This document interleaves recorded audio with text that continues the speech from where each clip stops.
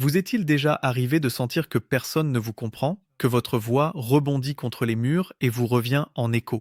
Ou bien, à l'inverse, de réaliser en écoutant quelqu'un que votre esprit est complètement ailleurs? Ce sont précisément ces moments où ce lien fragile que l'on appelle la communication se brise. Les mots que nous utilisons, l'intonation que nous choisissons, érigent parfois, sans même que nous en ayons conscience, des murs qui creusent la distance entre nous. Mais utilisés à bon escient, ces mêmes mots peuvent bâtir de solides ponts de cœur à cœur. Aujourd'hui, nous allons justement parler de l'art de construire ces ponts.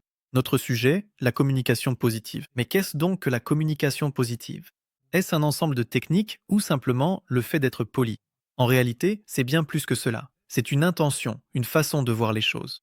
C'est entreprendre un voyage pour comprendre l'autre au lieu d'entrer dans un rapport de force avec lui. Le but n'est pas d'avoir raison, mais d'atteindre ensemble une solution, une compréhension. Alors, comment pouvons-nous construire ce pont de manière plus solide? Voyons ensemble les éléments fondamentaux de cet art, c'est-à-dire les piliers porteurs du pont. Le premier et le plus fondamental, c'est l'empathie. Nous entendons ce mot si souvent que parfois son sens nous échappe. L'empathie, dans sa forme la plus simple, c'est enlever un instant nos propres chaussures pour enfiler celles de l'autre. C'est essayer de regarder le monde à travers sa fenêtre. Par exemple, au lieu de qualifier immédiatement d'irresponsable un collègue qui a du retard sur une livraison au travail, il s'agit de prendre un instant pour se demander s'il ne passe pas une mauvaise journée ou s'il n'a pas de soucis à la maison. C'est justement cette petite pause de réflexion qui peut transformer une réaction destructrice en une conversation constructive. Notre deuxième pilier, c'est l'écoute active. Attention, je ne parle pas simplement d'écouter. Je parle d'écoute active. La plupart d'entre nous, pendant que l'autre parle, répètent silencieusement dans leur tête ce qu'ils vont dire ensuite. L'écoute active, c'est justement renoncer complètement à cela.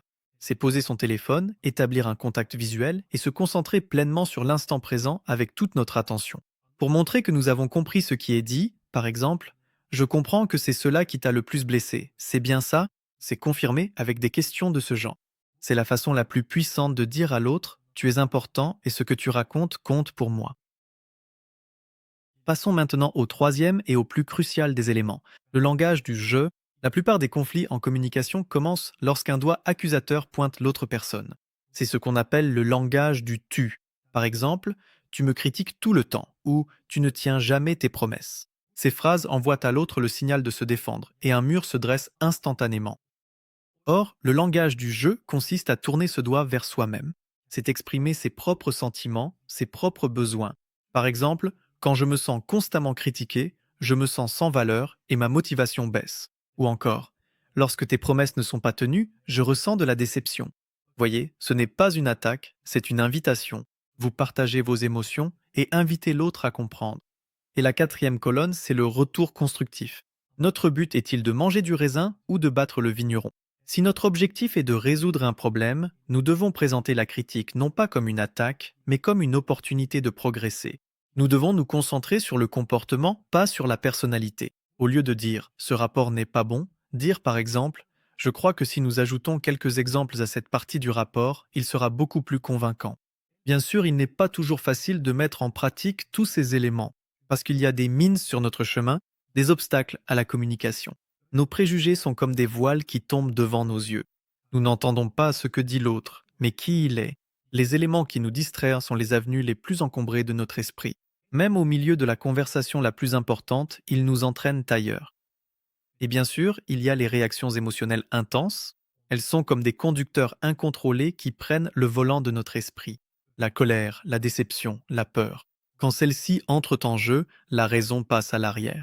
Alors, comment allons-nous surmonter ces obstacles? En fait, la réponse se trouve encore au même endroit, dans ces solides piliers que nous avons construits. Nous écartons le rideau des préjugés avec la lumière de l'empathie.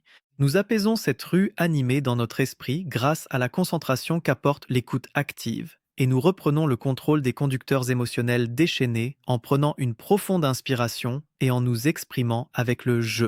La communication positive est comme un jardin qui doit être soigneusement entretenu.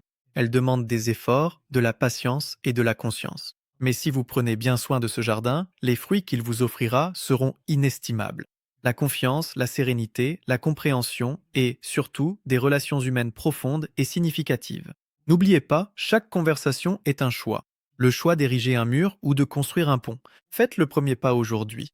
Choisissez de comprendre au lieu de juger, d'écouter au lieu d'entendre, de ressentir au lieu de blâmer. Choisissez de construire ce pont